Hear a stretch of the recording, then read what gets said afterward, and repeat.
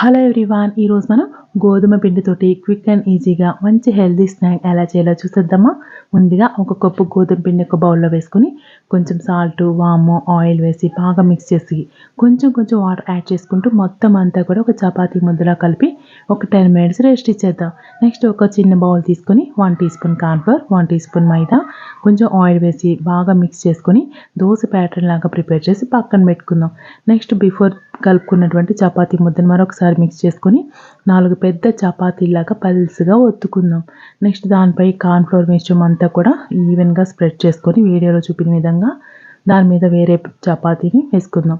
అలాగే దాని మీద కూడా ఒకసారి కార్న్‌ఫ్లోర్ మిశ్రమం అప్లై చేసుకొని అలా 4 చపాతీలు మనం వేసి ఫైనల్‌గా కొంచెం గోధుమ పిండి వేసుకొని ఒక చపాతీ కింద ఒత్తుకుందాం.